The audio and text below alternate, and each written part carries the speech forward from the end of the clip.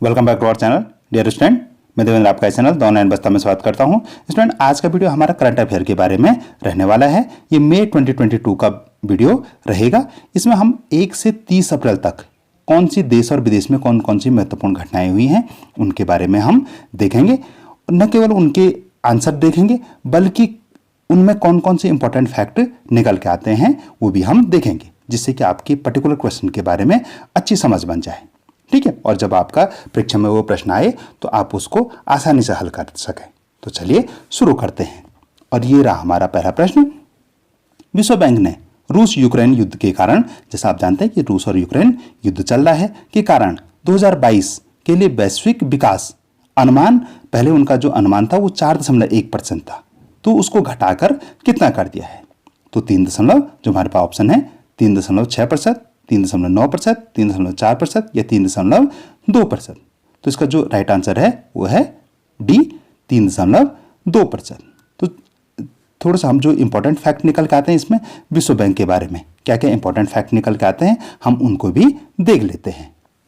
ठीक है, तो जो इसमें इंपॉर्टेंट फैक्ट निकल के आते हैं कि विश्व बैंक की स्थापना कब हुई थी? तो विश्व बैंक की स्थापना जुलाई 1944 में हुई थी। जो उस समय जो संयुक्त राष्ट्र संघ का ब्रेटन वुड्स सम्मेलन हुआ था, कौन सा सम्मेलन? ब्रेटन वुड्स सम्मेलन हुआ था। उस सम्मेलन के बाद विश्व बैंक की स्थापना की गई थी। विश्व बैंक और IMF, ठीक है, IMF की इन दोनों की स्थापना की गई थी। दूसरा फैक्ट देख लेते हैं। विश्व बैंक का जो मुख्यालय है वाशिंगटन DC, और विश्व बैंक के जो वर्तमान अध्यक्ष हैं डेविस मालपास। विश्व बैंक के जो प्रबंध निदेशक हैं अंशुला कांत। तो ये विश्व बैंक के बारे में ये काफ़ी इंपॉर्टेंट फैक्ट हैं। और एक क्वेश्चन तो आप ये जान ही लें कि जो विश्व के जो प्रमुख संगठन हैं उनके बारे में आता ही आता है। अगर आपने हमारा जो विश्व के प्रमुख संगठन का जो वीडियो है अगर वो नहीं देखा तो मैं उनका डिस्क्रिप्शन में भी उसका लिंक दे रहा हूँ, तो आप वहाँ से भी जाके इस वीडियो के बाद वहाँ से भी जाके आप उसको देख सकते हैं। तो चलिए क्वेश्चन नंबर 2 देख लेते हैं। क्वेश्चन नंबर 2 है कि हाल ही में उष्णकटिबंधीय तूफान मैगी के कारण कौन सा देश प्रभावित हुआ है? तो हमारे पास ऑप्शन है फिलीपींस, ओमान, श्रीलंका या ताइवान। तो इसका जो राइट आंसर है वो है ए, फिलीपींस। फिलीपींस के बारे में कुछ महत्वपूर्ण जो फैक्ट हैं वो देख लेते हैं कि पहले फिलीपींस की राजधानी कहाँ है? तो फिलीपींस की राजधानी मनीला। फिलीपींस की संसद का नाम कांग्रेस। फिलीपींस की जो मुद्रा है उसका नाम पैसो। अब पैसो मुद्रा वाले अन्य कौन कौन से देश हैं? तो ये हैं Argentina, Chile, Colombia, Dominic Republic, Cuba और मैक्सिको। तो इतने देश हैं जिनकी मुद्रा क्या है? पैसो है। तो आप इसको भी नोट कर रहे होंगे। ठीक है, अपने की जीके की कॉपी में आप इनको भी नोट करेंगे। चलिए क्वेश्चन नंबर 3 देख लेते हैं। क्वेश्चन नंबर 3 है नीति आयोग के नए उपाध्यक्ष कौन है? उपाध्यक्ष कौन नियुक्त हुए हैं? तो हमारे पास ऑप्शन है डॉक्टर सुमन के बेरी, डॉक्टर रंजीत श्रीवास्तव, अरविंद पनगड़िया, विजय मल्होत्रा। तो इसका जो राइट आंसर है ए, डॉक्टर सुमन के बेरी। अब हम जरा नीति आयोग के बारे में जो इंपॉर्टेंट फैक्ट हैं उनको देख लेते हैं कि कौन कौन से इंपॉर्टेंट फैक्ट निकल के आते हैं। तो सबसे जो पहला है कि नीति की फुल फॉर्म क्या है? तो नीति की फुल फॉर्म है national institute for transforming India. ठीक है, नीति आयोग की या नीति की स्थापना कब हुई? 1 जनवरी 2015 को। इसका मुख्यालय नई दिल्ली। उपाध्यक्ष के बारे में तो हम चर्चा कर ही चुके हैं, उपाध्यक्ष डॉक्टर सुमन के बेरी। इसके जो कार्यकारी अधिकारी हैं यानी CEO हैं अमिताभ कांत। योजना आयोग की स्थापना कब हुई?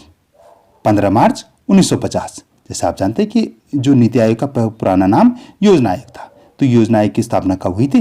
15 मार्च 1950 को। और योजना आयोग के प्रथम उपाध्यक्ष कौन थे? गुलजारी लाल नंदा। इसमें आप सोच रहे होंगे कि हम बार बार उपाध्यक्ष के बारे में बात कर रहे हैं और अध्यक्ष के बारे में तो बात कर ही नहीं रहे हैं। तो चाहे नीति आयोग है या पहले योजना आयोग था, तो इनके जो अध्यक्ष होते थे वो उस समय के जो पदेन प्रधानमंत्री हैं वो इसके अध्यक्ष होते हैं। ठीक है, तो आप इसमें भी क्लियर रहें, कंफ्यूज ना रहें। ठीक है, उपाध्यक्ष नियुक्त किए जाते हैं और जो अध्यक्ष हैं वो भारत के प्रधानमंत्री होते हैं। तो आई होप कि आपको ये क्वेश्चन क्लियर हो गया है। चलिए नेक्स्ट क्वेश्चन देख लेते हैं। Question number 4। क्वेश्चन नंबर 4 है भारत के अगले थल सेना प्रमुख निम्न में से कौन होंगे? हमारे पास ऑप्शन है lieutenant general Gurmeet Singh, lieutenant general Manoj Pande, lieutenant general GS Reddy, lieutenant general Upendra Dwivedi. तो इसका जो राइट आंसर है B, lieutenant general Manoj Pande. ये हमारे नेक्स्ट अभी कौन है, हमारे जो हमारे अभी के प्रमुख हैं वो MM नरवणे हैं। MM नरवणे 30 अप्रैल को रिटायर हो गए हैं। ठीक है, 1 मई से जो नए सेनाध्यक्ष होंगे वो होंगे जनरल मनोज पांडे, और ये भारत के 29वें सेनाध्यक्ष होंगे। ठीक है, तो इस बात को भी आप नोट कर लेंगे। ठीक है, नेक्स्ट क्वेश्चन नंबर, हम नेक्स्ट क्वेश्चन देखते हैं। Question number 5। क्वेश्चन नंबर 5 है विश्व पृथ्वी दिवस यानी वर्ल्ड अर्थ डे निम्न में से किस दिन मनाया जाता है? तो ऑप्शन है 10 मार्च, 12 अगस्त, 22 अप्रैल, 20 मई। तो इसका जो राइट आंसर है सी, 22 अप्रैल। इसमें क्या क्या फैक्ट निकल के आते हैं ये देख लेते हैं। पहला फैक्ट तो ये है कि हर साल 22 अप्रैल को मनाया जाता है, ये तो ठीक हो गया। दूसरा फैक्ट है कि पहली बार कब मनाया गया, ये काफ़ी इंपॉर्टेंट है। तो पहली बार जो पृथ्वी दिवस मनाया गया 22 अप्रैल 1970 को मनाया गया था। ठीक है, प्रत्येक साल इसकी मनाने की थीम होती है। तो जो 2022 के लिए जो थीम है वो है इन्वेस्ट इन आवर प्लेनेट, यानी हिंदी में कहेंगे तो उसको हमारे ग्रह में निवेश करें। जो पिछले साल की थीम थी यानी 2021 की जो थीम थी वो रीस्टोर आवर अर्थ, और ये 51वां सम्मेलन था या 51वां पृथ्वी दिवस मनाया गया था, और उसकी जो थीम थी वो रीस्टोर आवर अर्थ थी। ठीक है, तो आपने ये सारे फैक्ट भी नोट कर लिए हैं। तो चलिए नेक्स्ट देखते हैं। क्वेश्चन नंबर 6 देख लेते हैं। क्वेश्चन नंबर 6 है कि गुरु तेग बहादुर जयंती हर साल किस तारीख को मनाई जाती है? तो हमारे पास ऑप्शन है 12 मार्च, 21 अप्रैल, 18 अप्रैल, 20 मई। तो 6 का जो राइट आंसर है वो है बी, 21 अप्रैल को। ठीक है, फैक्ट क्या निकल के आते हैं ये भी देख लेते हैं। जो इंपॉर्टेंट फैक्ट निकल के आते हैं कि गुरु तेग बहादुर जयंती 2022 यह प्रकाश पर्व 2022 सिख धर्म के 9वें गुरु के जन्म का प्रतीक है। ठीक है, यह हर साल 21 अप्रैल को मनाया जाता है। गुरु तेग बहादुर गुरु हरगोविंद के सबसे छोटे पुत्र थे। इनका जन्म 1621 में हुआ था। ठीक है, तो इसको भी आप नोट कर सकते हैं, कई बार पूछा जाता है। ठीक है, क्वेश्चन नंबर 7 देख लेते हैं। स्टूडेंट, इससे पहले हम क्वेश्चन नंबर 7 देखें, अगर आपने अभी भी हमारे चैनल को सब्सक्राइब नहीं किया तो आप चैनल को सब्सक्राइब करें। सब्सक्राइब बटन आपकी स्क्रीन पे यहाँ पे विजिबल है, आपको अवश्य सब्सक्राइब करें। अगर आपने इस वीडियो को लाइक नहीं किया तो आप लाइक भी करें, सब्सक्राइब करें, अपने दोस्तों के साथ भी शेयर करें, क्योंकि हम ऐसे महत्वपूर्ण वीडियो प्रत्येक महीने लाते रहते हैं। ठीक है, हमारा प्रत्येक महीने 1 या 2 तारीख को जो करंट अफेयर वाला वीडियो है वो आ जाता है, और हम ऐसी महत्वपूर्ण वीडियो अपने जो चैनल हैं उस पर अपलोड करते रहते हैं, जो कि परीक्षा की दृष्टि से बहुत ही महत्वपूर्ण है। तो आप इस चैनल को अवश्य सब्सक्राइब करें। तो चलिए क्वेश्चन नंबर हम 7 देख लेते हैं कि विश्व विरासत दिवस यानी वर्ल्ड हेरिटेज डे निम्न में से किस दिन मनाया जाता है? 10 मार्च, 12 अप्रैल, 18 अप्रैल या 20 नवंबर। तो 7 का जो राइट आंसर है सी, 18 अप्रैल। अब इसमें फैक्ट क्या क्या निकल के आते हैं तो फैक्ट भी देख लेते हैं हम। फैक्ट है हर साल 18 अप्रैल को विश्व विरासत दिवस मनाया जाता है, ये तो हो गया था। सेकंड वाला देख लेते हैं कि भारत में कुल 3691 जो स्थल और स्मारक हैं जिनको हम विरासत कह सकते हैं, और इसमें से 3691 जो स्थल और स्मारक हैं उसमें से 40 यूनेस्को की विश्व धरोहर के स्थलों के रूप में नामित हैं। ठीक है, यानी टोटल इतने में से इतने यूनेस्को ने भी उनको अपनी सूची में शामिल किया गया है। जो विश्व धरोहर दिवस 2022 है उसकी जो थीम है धरोहर और जलवायु। ठीक है, तो ये भी आपने नोट कर लिया है। चलिए नेक्स्ट क्वेश्चन देख लेते हैं। क्वेश्चन नंबर 8, प्रसिद्ध असमिया कवि का हाल ही में 56वें ज्ञानपीठ पुरस्कार से नवाजा गया। ठीक है, यानी क्वेश्चन ये भी आ सकता है कि 56वां ज्ञानपीठ पुरस्कार किसे दिया गया है? ठीक है, तो वो असमिया कवि नीलमणि फुकन को दिया गया है। ठीक है, इसका जो राइट आंसर है ये नीलमणि फुकन है। इसमें इंपॉर्टेंट फैक्ट क्या निकल के आते हैं कि नीलमणि फुकन असमिया कवि हैं, 56वां उनको ज्ञानपीठ पुरस्कार से नवाजा गया है। उनके स्वास्थ्य को देखते हुए पहली बार ये आयोजन असम में किया गया है। ठीक है, ये भी क्वेश्चन आ सकता है, तो आप इसको भी नोट कर लेंगे। फैक्ट को भी आप नोट करते जाइए अपने जीके की कॉपी में। ठीक है, चलिए क्वेश्चन नंबर 9 देख लेते हैं। क्वेश्चन नंबर 9 है कि हाल ही में हेलिना, इस नाम को नोट कर लीजिएगा, हेलिना गाइडेड मिसाइल सिस्टम का सफलतापूर्वक परीक्षण किया। किस देश ने किया? तो हमारे पास ऑप्शन है नेपाल, भारत, चीन या रूस। तो इसका जो राइट आंसर है वो है बी, भारत। इसमें जो ये फैक्ट हैं ये भी आप देख लें एक बार। ठीक है, फैक्ट क्या क्या निकल के आ रहे हैं? फैक्ट निकल के आ रहे हैं कि भारत ने राजस्थान में पोखरण रेंज, काफी प्रसिद्ध है ये, में दुनिया के सबसे उन्नत टैंक रोधी हथियारों में से एक हेलिना गाइडेड मिसाइल का सफलतापूर्वक परीक्षण किया। यह मिसाइल एडवांस लाइट हेलीकॉप्टर से लॉन्च की गई थी। ठीक है, तो इसको भी आप नोट कर लेंगे। नेक्स्ट क्वेश्चन देखते हैं, क्वेश्चन नंबर 10, और ये बहुत ही महत्वपूर्ण प्रश्न है, परीक्षा के दृष्टि से तो बहुत ही ज्यादा महत्वपूर्ण प्रश्न है। भारतीय रिजर्व बैंक का स्थापना दिवस निम्न में से किस दिन मनाया जाए? यानी भारत की जो स्थापना, भारतीय जो रिजर्व बैंक है उसकी स्थापना दिवस कौन सा है? तो हमारे पास ऑप्शन है 10 जनवरी, 12 मार्च, 8 अगस्त, 1 अप्रैल। तो इसका जो राइट आंसर है डी, 8 अप्रैल। ठीक है, 1 अप्रैल को इसका स्थापना दिवस है। ठीक है, अब इसमें क्या क्या फैक्ट निकल के आते हैं हम वो भी देख लेते हैं। जो फैक्ट निकल कर आ रहे हैं कि जो स्थापना हुई, तो हम तो बता ही चुके हैं कि 1 अप्रैल 1935 को इसकी स्थापना हुई थी। ठीक है, भारतीय रिजर्व बैंक अधिनियम 1934 के प्रावधानों के तहत 1 अप्रैल 1935 को भारतीय रिजर्व बैंक की स्थापना की गई।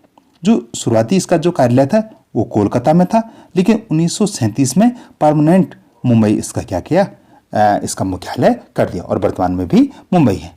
तो ये भी क्वेश्चन आ सकता है कि रिजर्व बैंक का जो पहला मुख्यालय था वो कहाँ था? तो वो कोलकाता में था। स्थापना 1 अप्रैल 1935 को हुई। किस अधिनियम के तहत हुई? तो भारतीय रिजर्व बैंक अधिनियम 1934 के तहत हुई। तो अब ये काफी महत्वपूर्ण प्रश्न है, आप इसको अवश्य नोट करें। चलिए क्वेश्चन नंबर 11 देख लेते हैं। क्वेश्चन नंबर 11 है राष्ट्रीय समुद्र विज्ञान निम्न में से किस दिन मनाया जाता है? तो हमारे पास ऑप्शन है 10 जनवरी, 12 जुलाई, 5 अप्रैल या 18 नवंबर।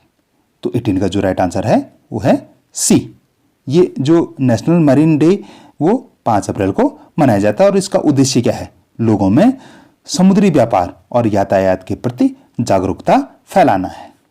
ठीक है, नेक्स्ट देखते हैं, क्वेश्चन नंबर 12 देख लेते हैं। विश्व स्वास्थ्य दिवस, वर्ल्ड हेल्थ डे निम्न में से किस दिन मनाया जाता है? ऑप्शन है 12 मार्च, 7 अप्रैल, 15 अगस्त, 18 नवंबर। तो इसका जो राइट आंसर है बी, 7 अप्रैल।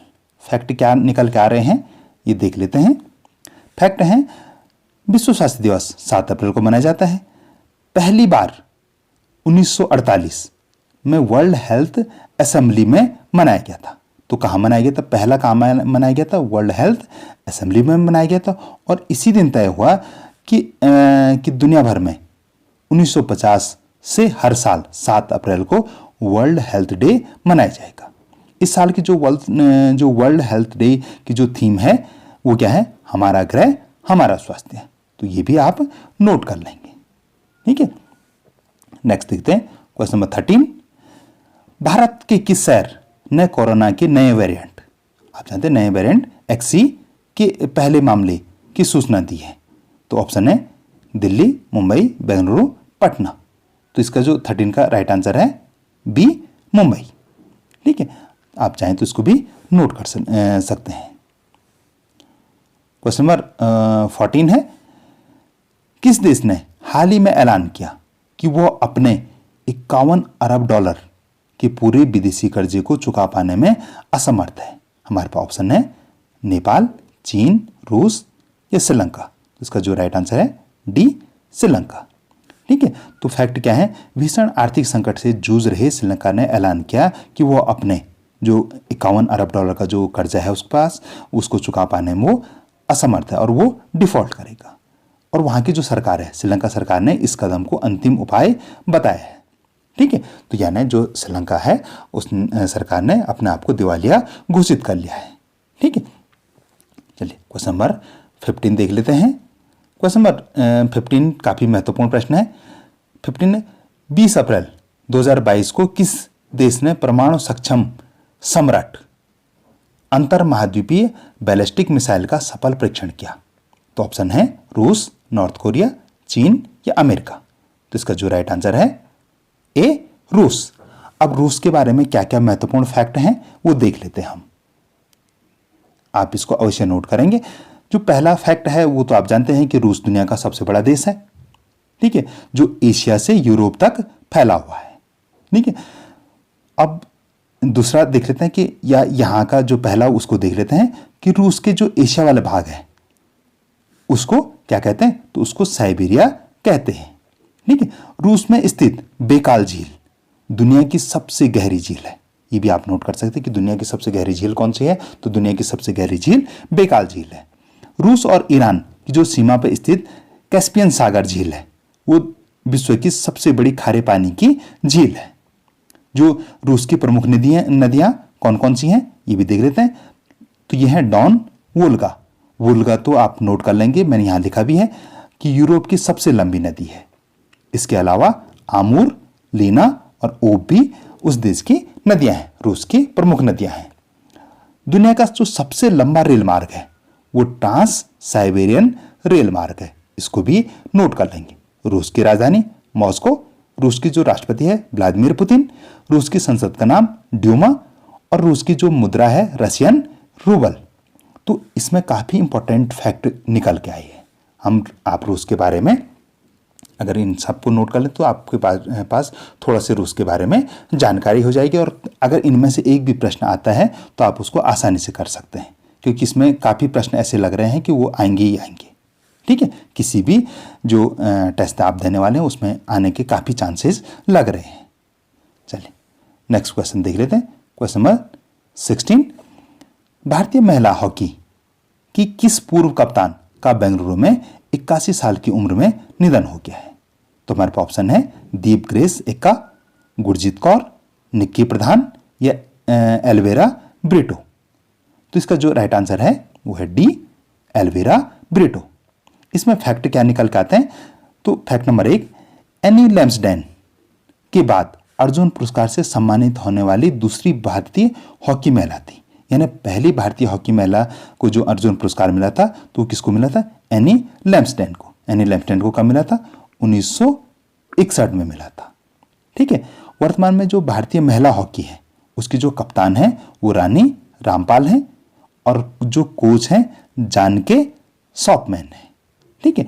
तो ये जो फैक्ट है उसको भी आप लिख देंगे, जो मैंने बोला है उसको भी आप नोट कर सकते हैं। क्वेश्चन नंबर 17, बच्चों में निमोनिया की शीघ्र पहचान और निदान सुनिश्चित करने के लिए किस राज्य ने सांस SAANS अभियान की शुरुआत की है? तो हमारे पास ऑप्शन है बिहार, झारखंड, हिमाचल प्रदेश या कर्नाटक। तो इसका जो राइट आंसर है वो है डी, कर्नाटक। अब हम कर्नाटक राज्य के बारे में कुछ तथ्य देख लेते हैं, ठीक है। सांस और कर्नाटक राज्य के बारे में तथ्य देख लेते हैं।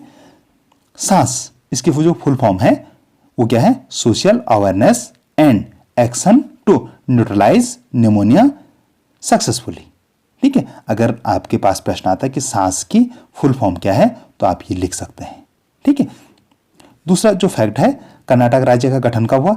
1 नवंबर 1956 को। कर्नाटक की राजधानी बेंगलुरु और वर्तमान में 31 जिले हैं। वर्तमान जो मुख्यमंत्री हैं बसवराज बोम्मई हैं और जो राज्यपाल हैं थावरचंद गहलोत हैं। जो निर्वाचन सीटें देख लेते हैं, लोकसभा की 28 सीटें हैं, राज्यसभा की 12 हैं और विधान परिषद की 224 सीटें हैं। सॉरी, विधानसभा की 224 और विधान परिषद की 75 सीटें हैं, ठीक है। तो 28, 12, 224 और 75 है, ठीक है। तो ये नोट कर लेंगे आप। और क्या फैक्ट निकल के आते हैं? तो राजकीय फूल है वो कमल है, राजकीय पक्षी नीलकंठ, राजकीय पशु हाथी और राजकीय पेड़ चंदन है।